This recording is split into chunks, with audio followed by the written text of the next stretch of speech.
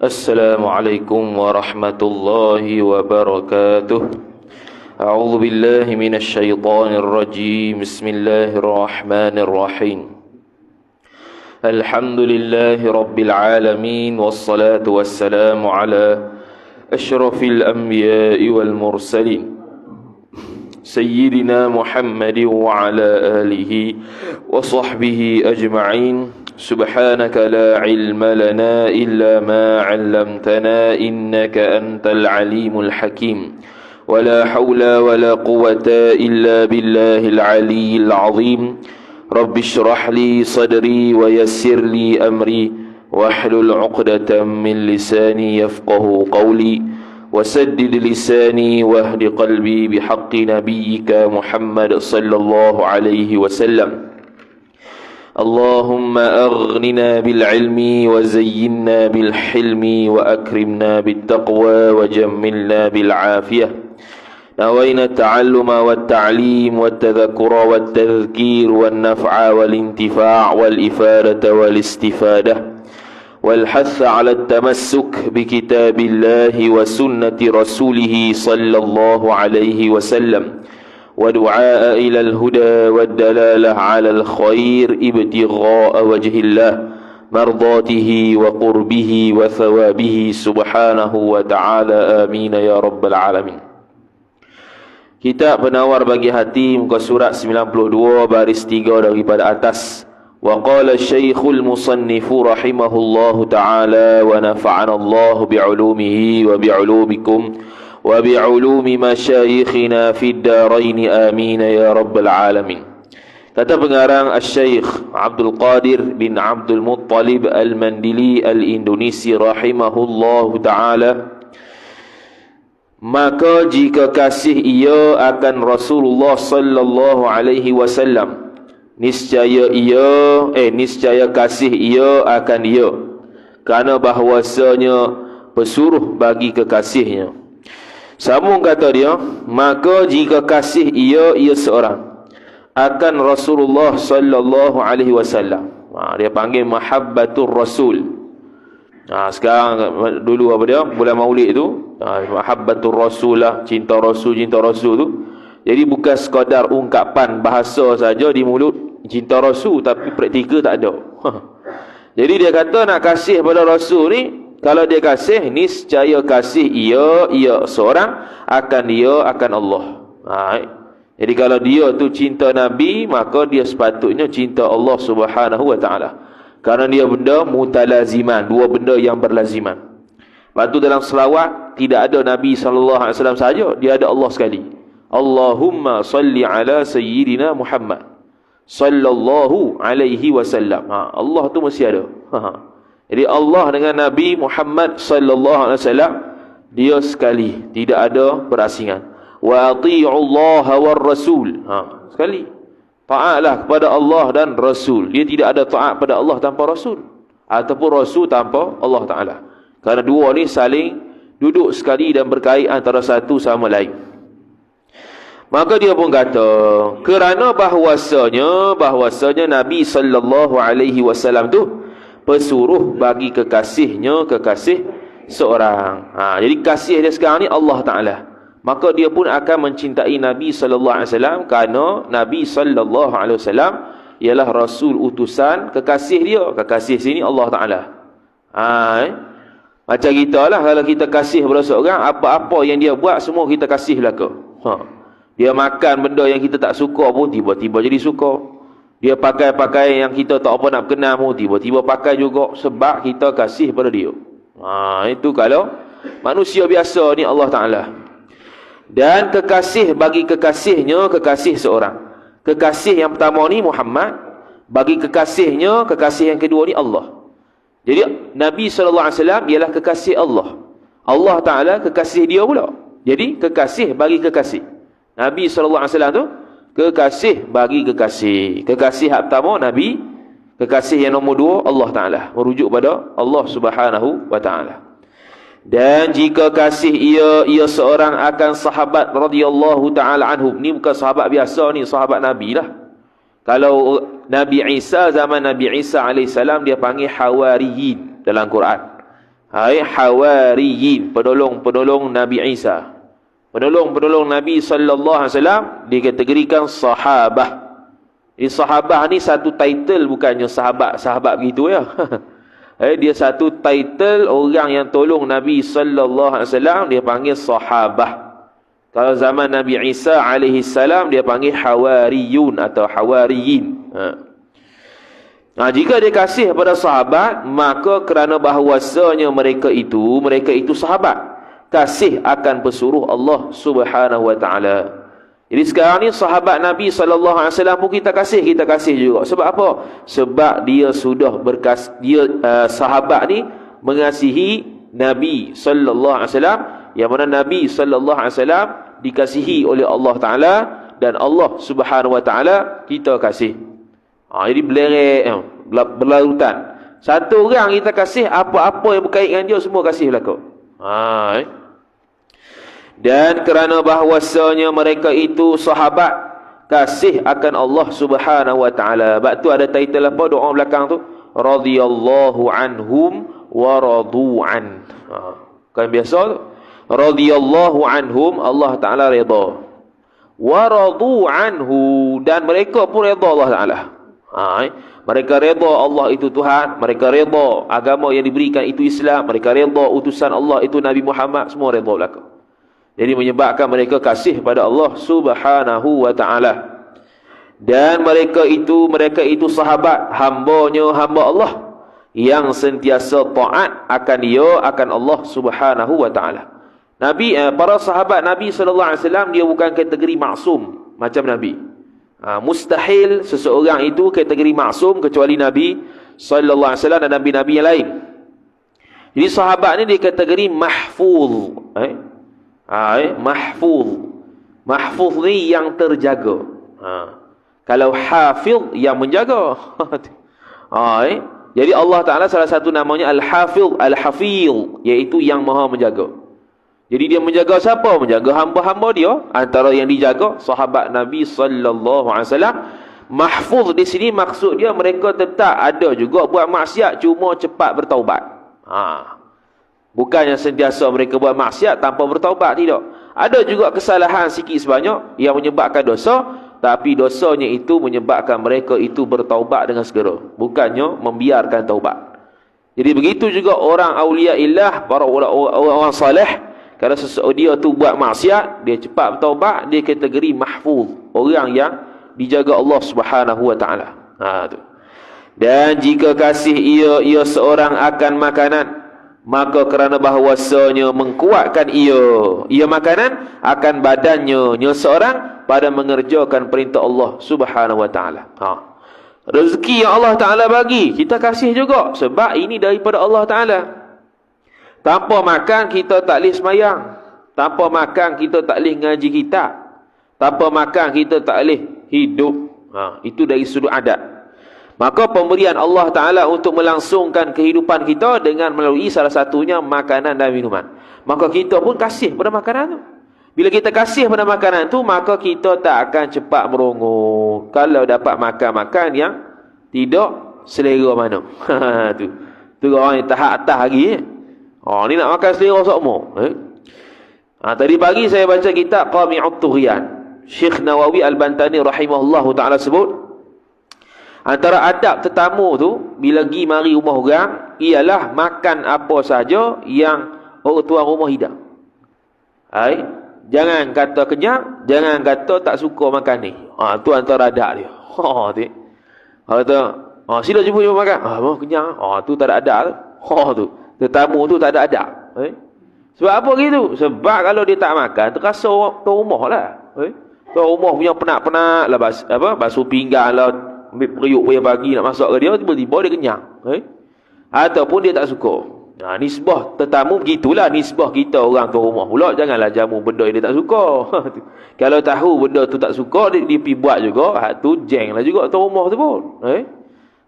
Kita sedaya upaya buat benda yang disukai, tiba-tiba ada benda yang tak suka. Macam mana? Jadi nisbah tetamu tu, adab dia ialah tidak berkata kenyang bila dijemput makan. Kecuali kenyang sungguh lah. Kenyang tak larat dah. Makan sikit jadi dah, kata dia. Ambil syarat. 2-3 mulut selesai dah. Walaupun kenyang. Jangan takkan langsung. Ni kalau dia pergi rumah orang lah. Habis. Kemudian kata musannif rahimahullahu ta'ala, pada mengerjakan perintah Allah Ta'ala tu siapa dia buat kurungan? Kekasih seorang. Ni kalau orang yang mahabbatullah. Ni sekarang kita bincang berkaitan bab mahabbatullah. Jadi apa-apa sahaja Allah Ta'ala takdir, benda buruk, benda baik, dia suka juga. Dia telannya.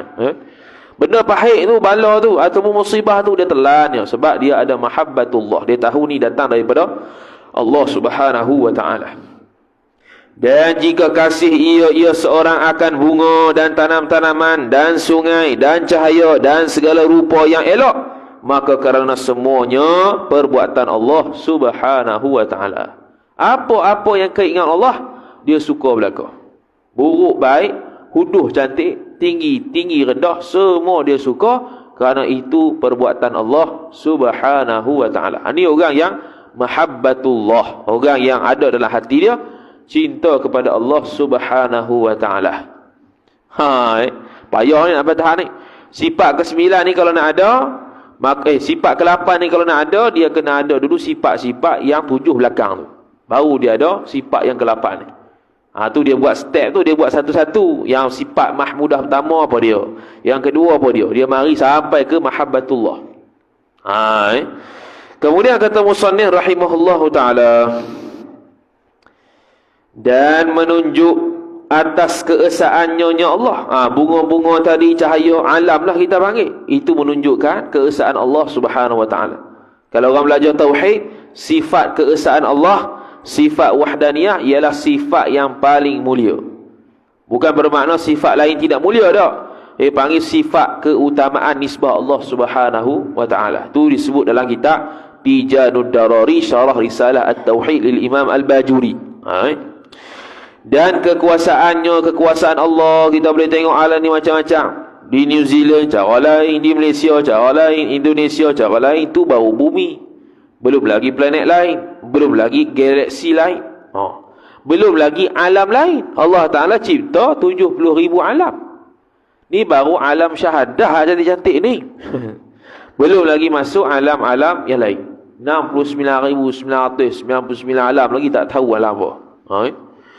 Dan memperingatkan akan segala sifat keelokannya Allah dan kebesaran Allah. Sifat keelokan dia panggil Jamal. Sifat kebesaran dia panggil Jalal. Itulah yang kita duk kata ya dzal jalali wal ikram.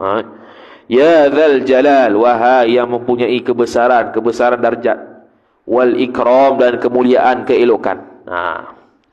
Dan jika kasih ia seorang akan orang yang perbuat kebajikan baginya, bagi seorang orang buat baik kat dia, dan akan guru yang mengajarnya seorang, maka kerana mereka itu orang yang buat baik dan guru tadi, wasitah, jalan tengah antara seorang dan antara kekasih seorang, iaitu Allah Subhanahu wa Ta'ala, pada menyampaikan ilmu dan kebajikan kepada seorang.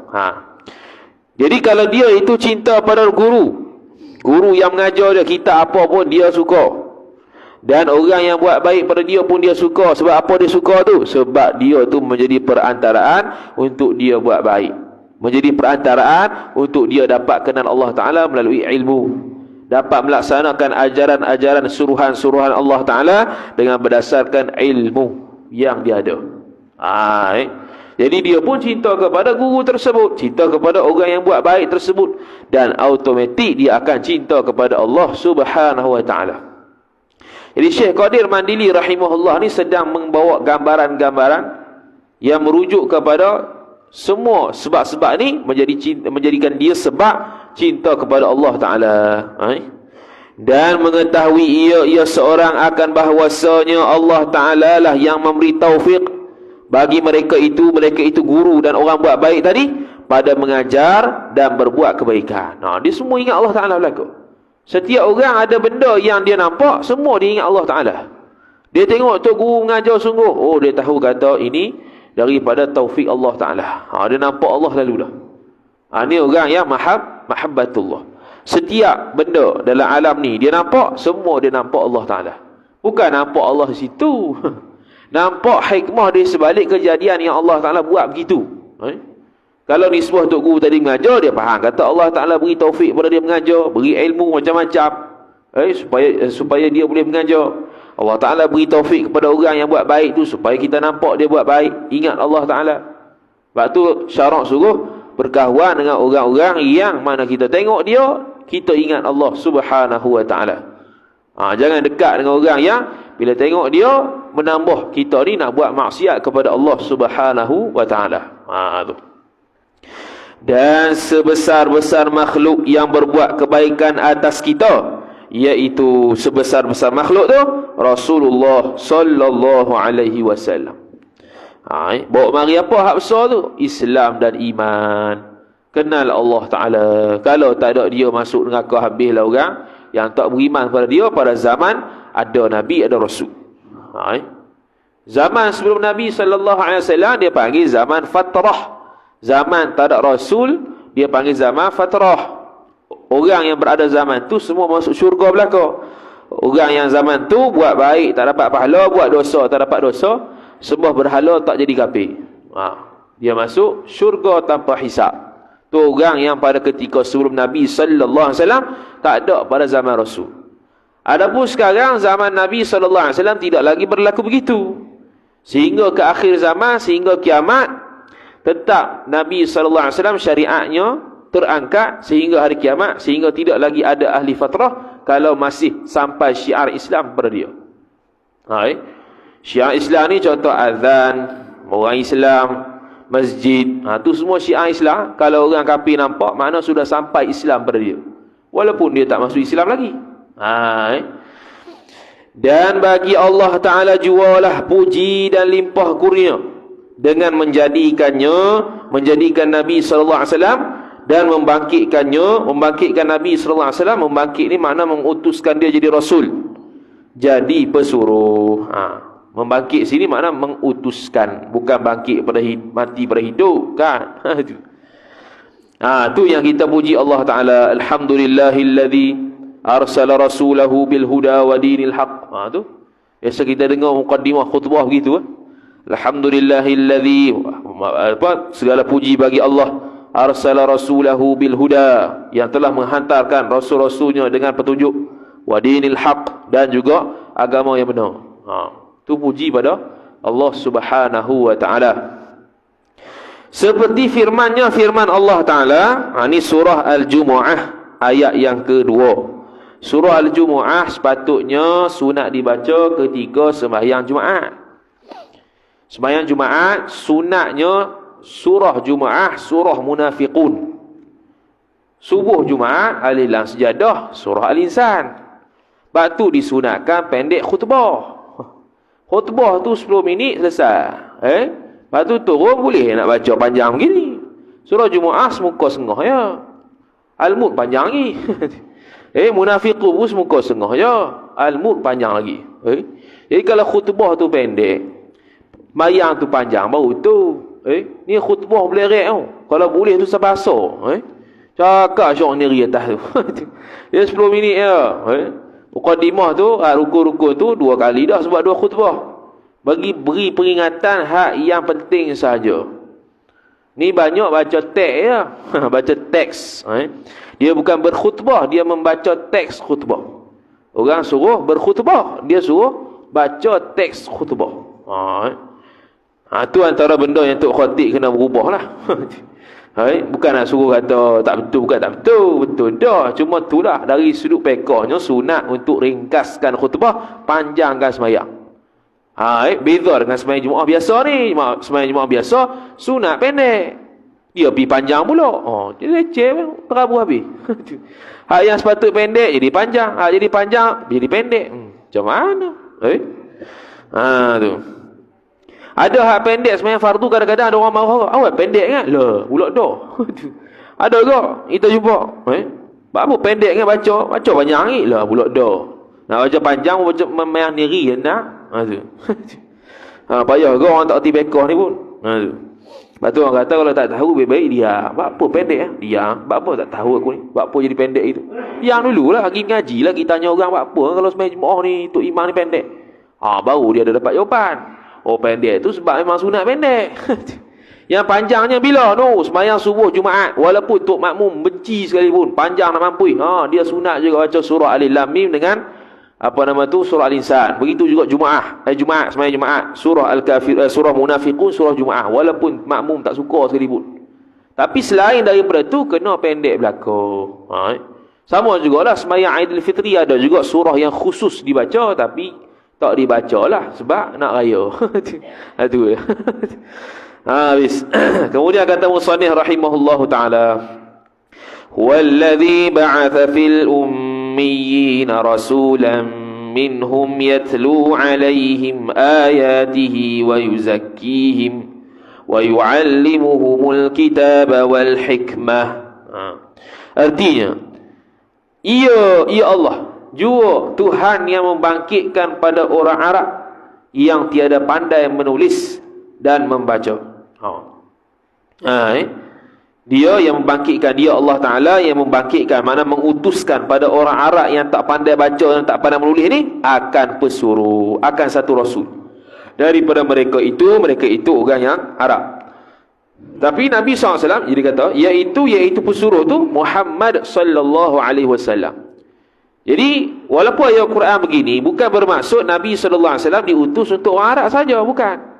Dia diutus kepada seluruh makhluk, rahmatan lil alamin, rahmat sekalian alam. Itu kena faham. Bukan bermakna orang Arab. Ni dalil kepada bahawasanya Nabi SAW ni hanya diutus pada orang Arab. Bukan. Jangan silap faham itu. Tu. Membaca ia Nabi SAW atas mereka itu orang Arab akan Quran. Quran boleh baca dua, Quran ataupun Quran. Boleh baca dua. Kalau Quran tu qiraat Ibnu Katsir lah. Quran dia tak ada baca Quran, dia baca Quran. Baca Jibril lah. Jibril ni riwayat Hafs daripada Asim. Quran kita baca Jibril. Kalau Jibril itu Ibnu Katsir. Kalau Jibrail itu dia panggil Syu'bah. Jadi macam-macam cara baca. Dan membersihkan ia Nabi tadi akan mereka itu orang Arab tadi ataupun umat daripada syurga, dan mengajar ia Nabi tu akan mereka itu Arab tadi akan Quran dan segala hukum yang di dalamnya, yang di dalam Quran. Jadi membersihkan ia, bersih sini apa dia? Bersih hati, yuzaki ni zakka yuzaki tazkiyatan, ni masuk hati tasawuf lah tu. Dia beza dengan taharah bekah. Beza dengan tanzih aqidah. Tiga-tiga tu makna suci belaka dalam bahasa Melayu, tapi beza-beza bidang. Kalau tazkiyah hati, tazkiyah hati, taharah bekah, tanzih itu akidah. Kemudian dan sampai, jadi Nabi SAW mengajar Quran dan segala hukum dalam Quran. Apa dalam Quran tu? Akidah ada, tasawuf ada, fiqh ada, akhlak ada, semua ada. Dan zaman dulu Nabi SAW bila baca Quran, sahabat faham. Zaman sekarang kalau baca Quran sendiri, walaupun ada terjemahan, kita boleh silap faham. Sebab tu ada tafsir Quran. Apa di sebalik Quran tersebut nak sebut? Jadi macam-macam tafsiran. Ada tafsir bil ma'thur, tafsir dengan hadis dengan Quran. Ada tafsir bil ra'yi, tafsir dengan mengikut ilmu yang mereka ada. Ada tafsir macam-macam, tafsir tafsir belah fiqh ada, tafsir belah tasawuf ada, tafsir lebih kepada bahasa ada, macam-macam. Maka tiada ada Rasulullah itu melainkan hamba Allah yang disuruh menyampaikan perintah Tuhannya, Tuhan Nabi SAW. Dia hanya menyampaikan saja. Batu Allah Ta'ala sebut jangan risau. Dia tidak akan mampu memberi taufik. Dia tak akan mampu beri hidayah. Allah Ta'ala yang akan beri hidayah. Kerja Nabi, tugas dia nyampai saja. Begitu jugalah tugas para ulama, menyampai saja. Nak dengar, tak dengar, sudah. Asalkan sudah sampai. Seperti firman Allah Ta'ala, wa ma 'ala ar-rasuli illa al-balaghul mubin. Tu surah, kalau ikut nombor 2, nombor 1. Surah An-Nur ayat 54. Artinya, Tiada atas pesuruh, iaitu Rasul tu, melainkan menyampaikan yang nyata ia. Ia seorang Rasul. Yang nyata ia yang menyampai tu. Yang ni benda yang disampai tu lah. Dia sampai benda yang jelas daripada Allah Ta'ala, yang Allah suruh dia sampai. Semayang gini, puasa lagu ni, haji umrah lagu ni, dia tunjuk belaka. Jadi hadis ni ada 3 pula. Satu dengan qauli, dengan Nabi sebut. Innamal a'malu binniyat, Nabi sebut. Ada dengan fi'li, Nabi tunjuk. Nabi tunjuk semayang lagu mana, Nabi tunjuk umrah haji lagu mana, macam mana cara nak buat. Maka di macam-macam sahabat riwayat, sehingga akan bermacam-macam mazhab timbul dengan sebab perbuatan-perbuatan yang berbeza. Begitu juga ada yang ketiga, dia panggil Nabi SAW cakap tidak, buat tidak, diam saja.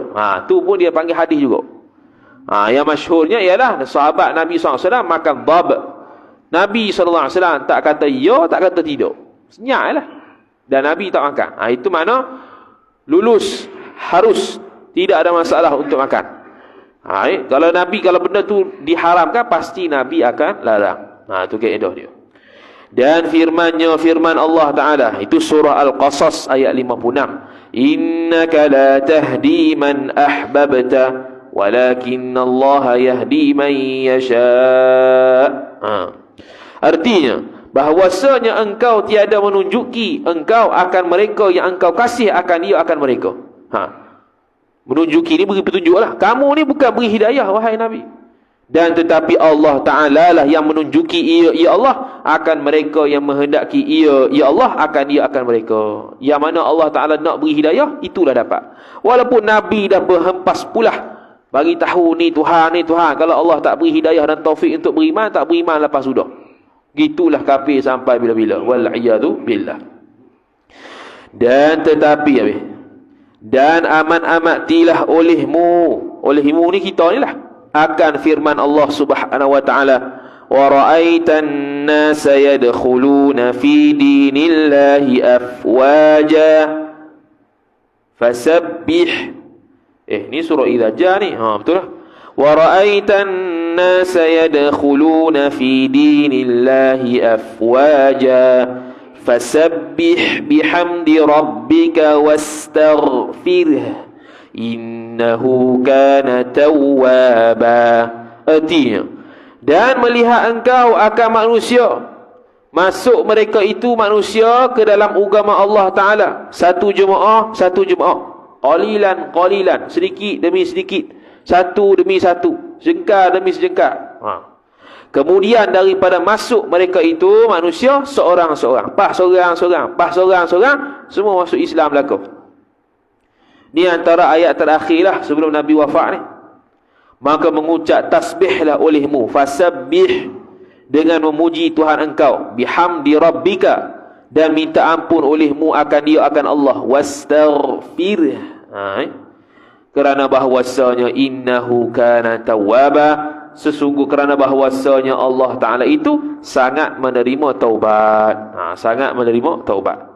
Fasabbih, bertasbih, bihamdi rabbika, muji Allah, wastaghfir, dan juga meminta ampun pada Allah Ta'ala. Maka menempatkan Allah Ta'ala akan Rasulnya Allah Sallallahu Alaihi Wasallam, Nabi SAW ni, pada pangkat mata memandang saja. Maka menempatkan Allah Ta'ala akan Rasulnya. Menempat ni makna memberikan darjat kepada Nabi Sallallahu Alaihi Wasallam. Memberikan darjat kepada Nabi Sallallahu Alaihi Wasallam pada pangkat mata memandang saja. Kita baca dulu. Kita baca dulu, tak habis itu. Dan berfirman ia, ya Allah, apabila engkau lihat hamba Allah Ta'ala masuk di dalam agama Allah, maka berkatalah olehmu dengan kepujian Allah Ta'ala, tiada dengan kepujianku. Jadi ni nak respon kepada apa yang Allah Ta'ala sebut dalam Quran, surah An-Nasr itulah, surah Idza Jaa Nasrullah. Dia kata apabila engkau melihat, itu firman Allah Ta'ala tu, wa ra'aitan nasa yadkhuluna fi dinillah tu. Apabila engkau lihat hamba Allah Ta'ala masuk di dalam agama Allah, maka berkata olehmu ni bukan Al-Quran ni. Maka berkata olehmu dengan kepujian Allah Ta'ala. Tu. Fasabbih bihamdi rabbika. Bila tengok orang berbondong-bondong masuk dalam agama Islam, memuji Allah Ta'ala. Alhamdulillah. Jangan tak seronok pula orang masuk Islam. Sebab tu dalam akidah, orang yang menangguh-nangguhkan orang masuk Islam, dia panggil rida dengan kekufuran dia. Ar-rida bil kufri kufrun. Rida dengan kekufuran itu boleh bawa pada kufur. Sebab tu haram kita menangguh-nangguhkan orang masuk Islam. Okey. Kemudian dia kata, mana tadi? Dan ialah puji itu. Makna tasbih dengan memuji Tuhannya, Tuhan seorang. Maka jika berpaling hati engkau kepada diri engkau dan usaha engkau, Allah Ta'ala yang beri hidayah, bukannya kita. Kita hanya tolong sampai maklumat saja. Islam sekian, syahadah ni begini, kalau nak masuk Islam, dia pun nak terima Islam. Bukan dengan sebab kita, tengok sebab Allah Ta'ala. Sebab tu dia kata, maka jika berpaling hati engkau kepada diri engkau dan usaha engkau, maka minta ampunlah olehmu akan Allah Subhanahu Wa Ta'ala.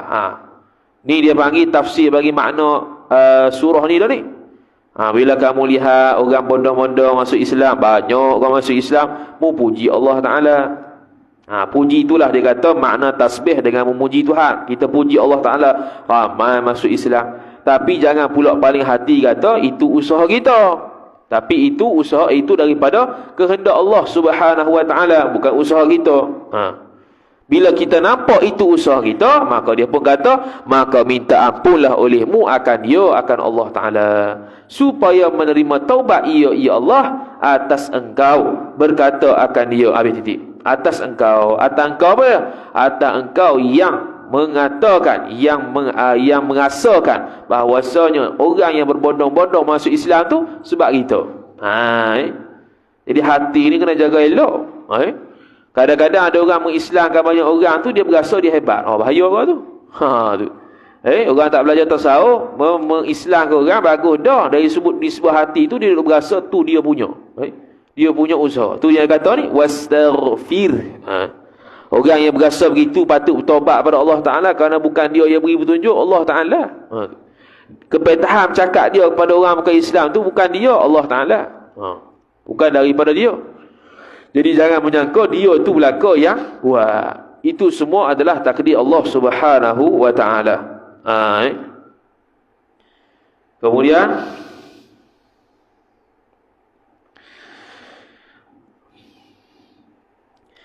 dia kata, berkata akan dia, akan tafsir ni oleh Hujjatul Islam, iaitu Imam Al-Ghazali di dalam kitab Al-Arba'in pada Usuluddin. Ini kitabnya Al-Arba'in fi Usuluddin. Kitab tu tebal. Habis. Kesah. Habis itu. Dan tatkala adalah setengah daripada alamat kasih akan Allah Ta'ala, redha dengan qada'nya, qada' Allah Ta'ala. Tengok, dia mari satu-satu. Kita dah bincang mahabbatullah. Antara tanda orang yang mencintai Allah Ta'ala, redha dengan qada'nya. Beriman dengan qada' itu wajib. Itu wajib tu beriman dengan qada' Allah Ta'ala. Tapi redha dengan qada' Allah, hak tu mari tasawuf. Sebab itu sifat hati. Itu sifat hati. Menerima saja, pahit, buruk, manis, segala benda yang terjadi, takdir Allah, dia terima telah bulat-bulat. Sebab dia ada apa? Dia ada mahabbatullah dalam hati dia.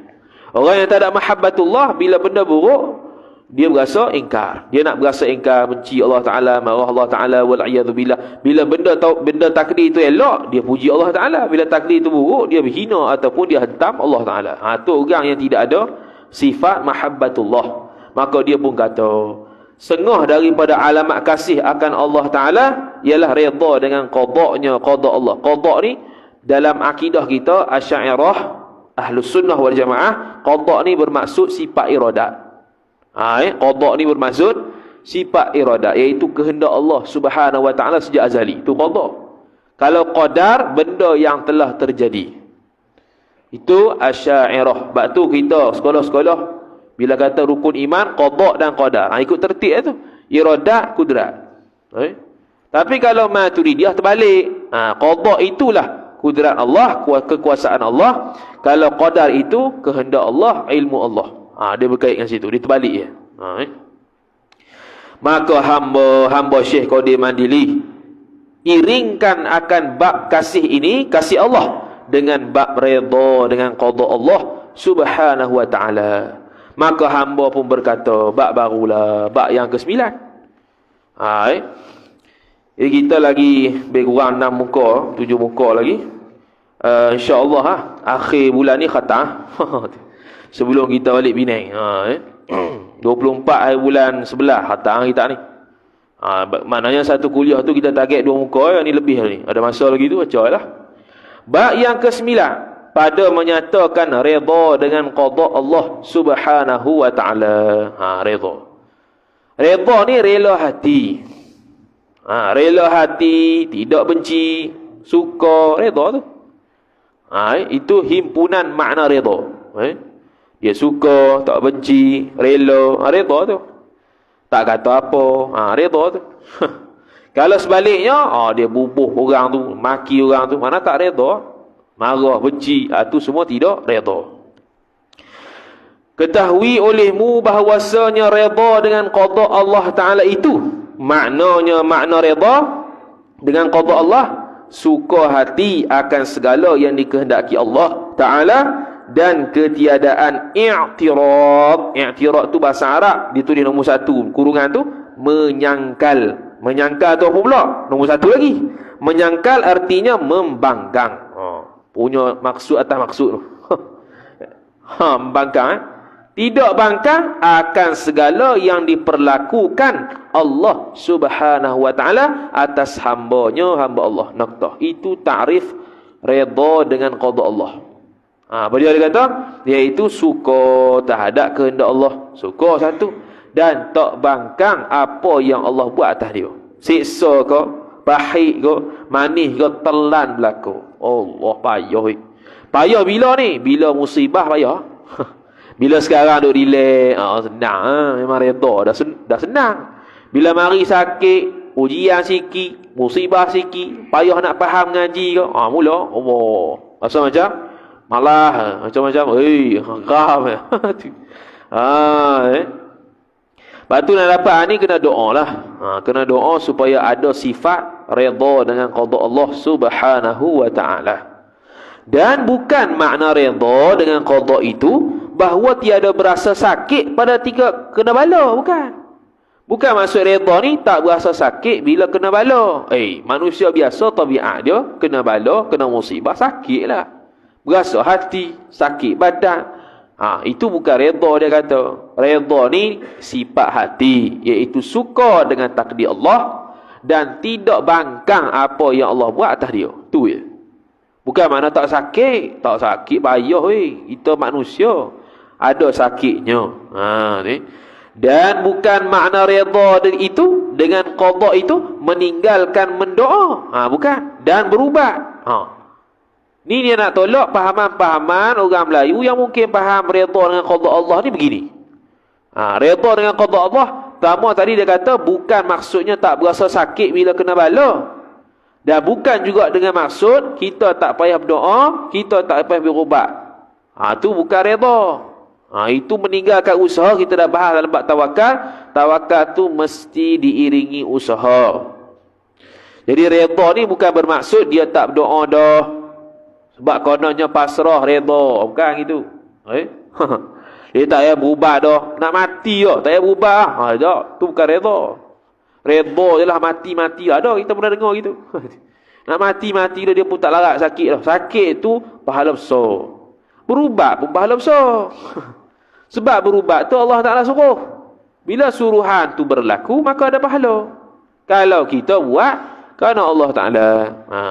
Kalau buat kerana memang saja-saja nak buat, bukan kerana Allah Ta'ala suruh buat, tak dapat pahala lah. Sakit tu nak menghapuskan dosa. Dia panggil kafarah dosa. Dosa apa yang kita buat? Batu bila sakit tu kita doa, mudah-mudahan sakit ni mengkafarahkan dosa. Doa gitulah.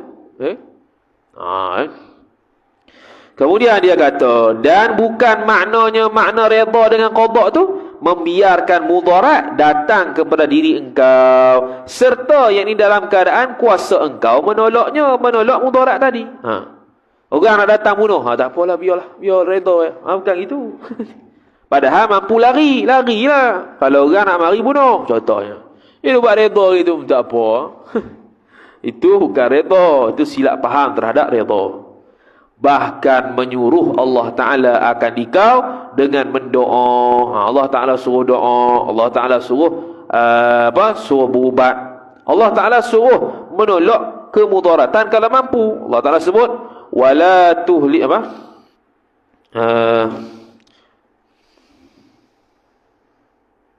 tak ingat dah. Tak mari dah. Tadi mari tak mari pula. Wala tulqu bi aidikum ila tahlukati fa ahsinu. Tu fi'il amar, suruh buat. Wala tulqu, janganlah kamu mencampakkan diri kamu ila tahlukati, ke arah kebinasaan. Janganlah. Jadi kalau mu redha, tak apalah, orang nak datang bunuh lantak, lantaklah. Itu sudah melanggar perintah Allah Ta'ala. La tulqu bi aidikum fa ahsinu, maka hendak berbuat baiklah oleh kau. Itu semua suruhan belaka. Maka setengah daripada perhimpunan redha dengan qada itu bahawa menuntut sampai engkau kepada yang dikasihinya Allah dengan mengerjakan segala sebabnya, segala